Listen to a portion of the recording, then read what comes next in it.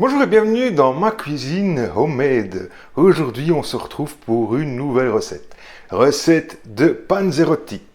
Tu ne sais pas ce que c'est des panzerotti? Eh bien, reste jusqu'à la fin car tu vas voir, tu auras très envie de refaire cette recette après la vidéo. Retrouve maintenant la liste des ingrédients ainsi que la recette en plein écran.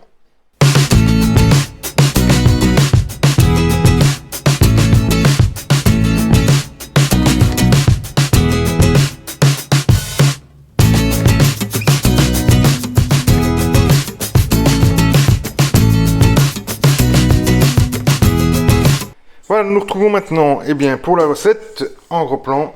Alors tout d'abord, on va mettre l'eau. On va commencer par l'eau. On va mettre ensuite la levure sèche de boulangère ou fraîche. Vous pouvez mettre les deux à votre convenance. Ensuite, une fois qu'on a mis ceci, on met la farine complètement dedans. Voilà. On met le sucre et le sel.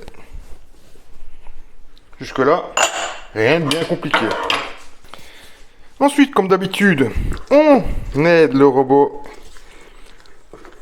et on commence à mélanger comme ceci. On actionne le robot.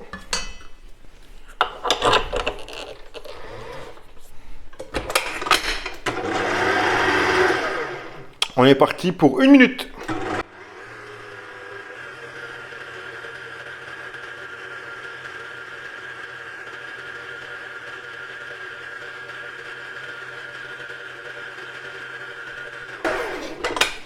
Après 1 minute, on y ajoute l'huile et on redémarre pour 5 minutes.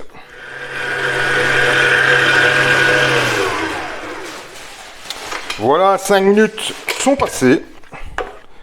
On va maintenant débarrasser le crochet, la pâte du crochet. On n'a plus besoin du crochet.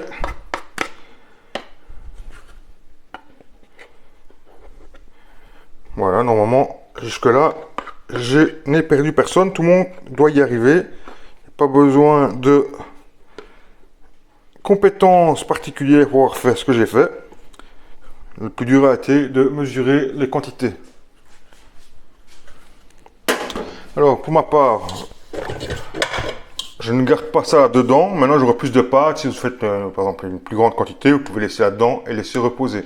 Bon, ici, c'est un peu petit pour...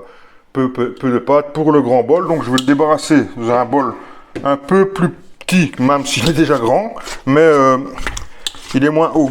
Pour mettre dans mon four, ce sera beaucoup plus facile. Voilà, donc on se débarrasse bien de la pâte, qui est assez collante, c'est normal, hein, ne vous tracassez pas, ça va aller de mieux en mieux, vous allez voir.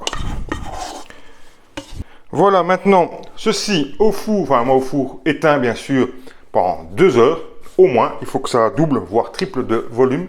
Et ensuite, on se retrouve pour tout de suite, pour moi, 2-3 heures.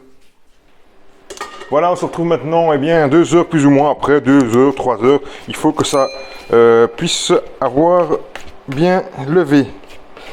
Voilà, maintenant, on va venir débarrasser sa pâte sur le plan de travail.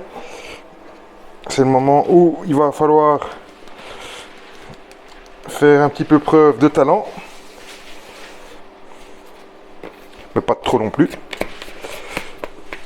Voilà, on va un petit peu tirer sur la pâte, un petit peu la malaxer, voilà. C'est simple, hein, je tourne la pâte, je prends la pâte, je la remets au milieu et je pousse dessus. Je tourne la pâte, je prends la pâte, je la mets au milieu. À chaque fois comme ça.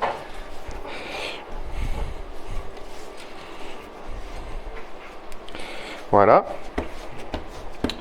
Voilà, maintenant, ce qu'on va faire, on va devoir faire des petites boules de plus ou moins 50, entre 50 et 80 grammes maximum.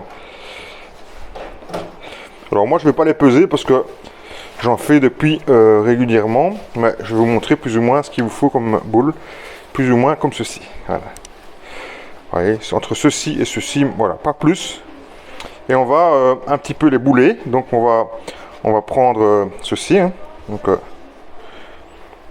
plan de travail, on va prendre ceci et on va faire que la pâte soit bien lisse. Voilà, ça coule un tout petit peu, mais c'est pas très grave. C'est beaucoup moins que tout à l'heure, hein. Vous pouvez vous en rendre compte. S'il faut, vous mettez un petit peu de farine sur vos doigts, mais pas beaucoup plus que ce que je n'ai mis. La farine, on en a plus besoin. Voilà. Ensuite, on se met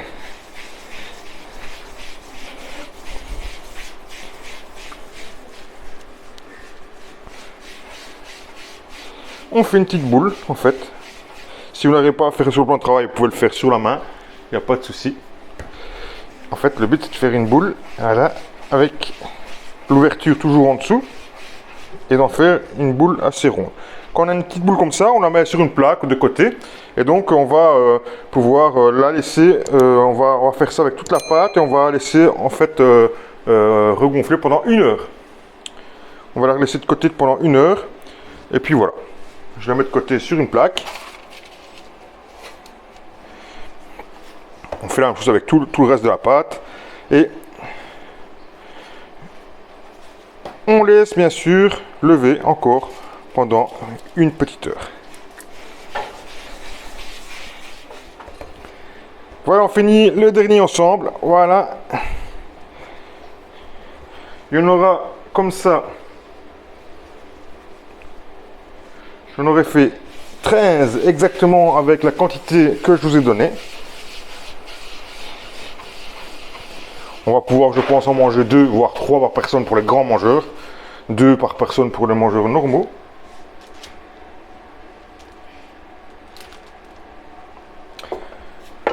Voilà à quoi ça ressemble. Donc maintenant, on se retrouve bien sûr avec ceci qu'on va pouvoir mettre de côté pendant entre une demi-heure et 1 heure, minimum une demi-heure. 1 heure c'est bien. Après 1 heure, on se reverra et on verra ce qu'il y a à faire. Voilà, on se retrouve maintenant après une petite heure. Vous voyez que c'est encore bien gonflé, hein. Donc maintenant, je vais mettre la plaque de côté. On va prendre une boule et je vous montre tout de suite ce qu'il faut faire. Il vous faudra un petit récipient d'eau. Préparez un tout petit peu de farine. Voilà, vous mettez un petit peu de farine par ici. Voilà. Vous venez un petit peu mettre la pâte comme ça. Et puis maintenant on n'a plus besoin de farine. Juste pour dire, on aura besoin d'un rouleau à pâtisserie, un petit pinceau d'eau. On va prendre notre mozzarella, notre tomate et on va la mélanger. Voilà, on mélange le tout.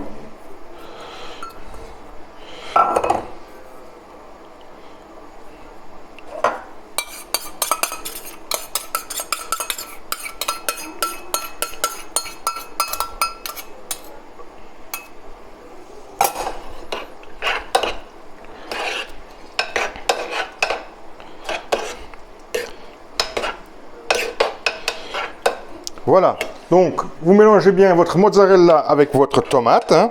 Alors un petit conseil, la mozzarella, sortez-la plusieurs temps avant, coupez-la, mettez-la à égoutter parce qu'il faut vraiment qu'elle perde son eau parce que sinon ça sera moins évident à faire et vous allez manger plus d'eau qu'autre chose, donc faites-la bien égoutter.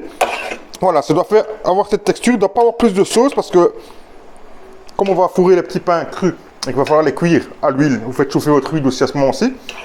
Il va falloir que ça aille très vite, donc pas trop de tomates, sinon ça risque d'éclater. Donc là, ce que tu dois avoir, donc tenez vraiment bien la recette comme je vous ai donné, pas plus, sinon vous allez avoir la catastrophe.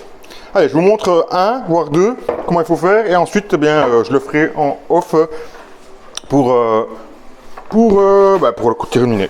Donc voilà, on prend son petit rouleau, on étale bien sa pâte, voilà, comme ceci. Voilà, on étale bien comme ça, il faut que ça prenne 2 à 3 fois, hein, vous voyez, de la taille.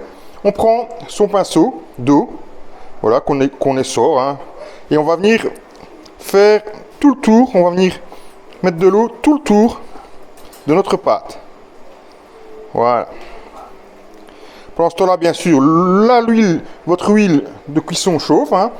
Moi, j'ai pris 2 litres d'huile que j'ai fait dans un wok. Donc, je prends une petite cuillère. Voilà.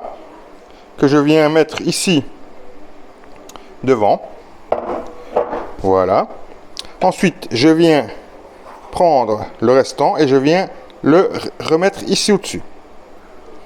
Ensuite, on prend une fourchette et on vient appuyer carrément, hein, on n'hésite pas, on appuie très fort sur la fermeture pour faire comme un grand ravioli. Voilà. Une fois qu'on a ceci, on prend le ravioli et on regarde si l'huile est chaude. Si l'huile est chaude, on peut directement le mettre à cuisson. Je vais vous mettre devant l'huile pour vous montrer comment ça se passe. En attendant que ma graisse chauffe, je vous remontre l'opération. Donc, vous prenez un petit bâton, il va se raplatir, c'est pas grave. Vous l'enfarinez un petit peu, ensuite vous retirez, mais pas de trop, vous voyez, vous mettez juste la farine pour plus qu'elle colle au plan de travail. Ensuite, eh bien, on va venir l'aplatir et l'agrandir. Alors, si vous n'avez pas de rouleau, vous pouvez prendre une bouteille ou que sais-je, quelque chose pour bien l'aplatir. Voilà, on vient et on peut l'aplatir des deux côtés comme ça. Quand une fois qu'on a, on peut faire un petit peu si on est un peu étroit. Là, je trouve que c'est un peu étroit. Voilà. Et après, on vient un petit peu décoller pour plus que ça colle. Voyez, voilà, voilà, comme ça. À ce moment-là, on prend un petit peu d'eau et on vient mettre humidifier les bords. Essayez de ne pas en mettre sur le plan de travail parce que sinon après la pâte va coller. Ensuite on prend bien une petite cuillère, hein, selon un petit peu ce que vous avez comme on va dire comme pâte. Si c'est grand, ben plus c'est grand, plus vous allez en mettre. On va venir mettre comme ceci. Voilà. Et on va venir recouvrir. Voilà, comme ceci. Voilà, on recouvre bien. Et on va venir sceller, on va dire, avec la fourchette.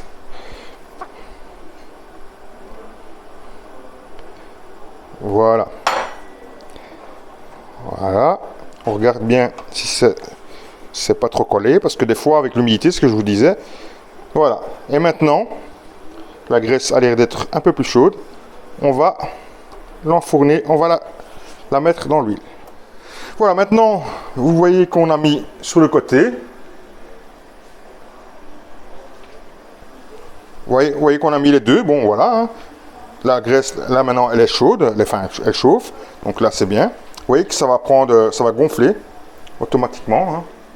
Dès que vous allez le mettre, quand la graisse est bien chaude, ça gonfle automatiquement. Donc ça va un peu souffler. Ça va faire un peu comme un beignet.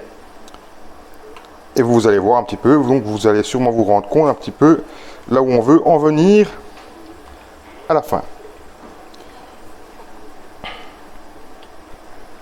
Donc on laisse bien sûr dorer, hein, vous allez voir qu'on va bien le dorer pendant au moins, normalement, quand quand vous allez prendre le temps que la graisse soit bien chaude, pardon, pas la graisse, l'huile est bien chaude, en fait vous allez mettre plus ou moins 1 minute de chaque face, plus ou moins. Hein. Voilà, je vais retirer le premier, pour moi il est assez doré. Maintenant, si vous voulez le dorer encore un petit peu plus, vous pourrez. Hein. Ça, c'est à votre goût, à votre choix. Je vais le poser sur un papier bien absorbant, hein, pour vraiment qu'il puisse s'égoutter. Ceci, je vais encore le laisser 2 petites secondes de ce côté-là. Et ensuite, on pourra aussi le sortir. Je vais achever le reste maintenant hors caméra et on se retrouve à la fin pour, bien sûr, finir cette vidéo. Voilà, enfin la recette terminée. Alors, ils sont pas beaux, mes panzerotti? Ils sont magnifiques. Je vous avais dit, hein, que ça, c'était vraiment la recette qui allait vous faire plaisir. Malheureusement, vous ne pouvez pas sentir, mais ça sent absolument bon. J'ai envie de les dévorer. Vous ne pouvez pas le voir, mais juste derrière la caméra, ils sont 3 à attendre mon feu vert pour que je leur dise, allez-y, vous pouvez y aller. Donc, je vais vous en couper un pour que vous voyez quand même l'intérieur, hein, dedans. Et puis, après, je vous dis au revoir parce que ils vont être dévorés. Donc, je vais en couper un. Je vais couper le tout petit là, ici, vous voyez. Je vais prendre une assiette pour essayer de ne pas faire le cochon.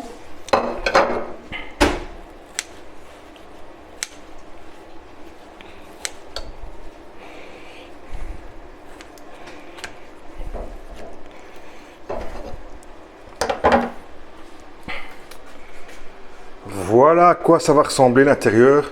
Alors bien sûr, ça va être très aérien. Vous voyez, de la mozza bien fondue avec de la sauce tomate. Franchement, c'est excellent. Après, vous les épicez, vous les faites comme vous voulez. Ça, c'est la base que je vous ai donnée. Maintenant, si vous voulez mettre des champignons, du jambon, que sais-je, des légumes dedans, des courgettes, n'importe quoi, vous mettez ce que vous voulez. Et moi, je vous dis bon appétit. N'oubliez pas bien sûr de vous abonner. Un like si vous avez aimé cette vidéo. J'espère que cette vidéo, vous allez la liker. Une vue, un like. Hein, parce que franchement, on s'est donné du mal. Hein. Donc, allez-y, des likes, abonnez-vous et la notification, bien sûr, pour être tenu au courant. Et bien sûr, on se retrouve très très bientôt pour une nouvelle recette sur la chaîne Cuisine Homemade. À bientôt les studios.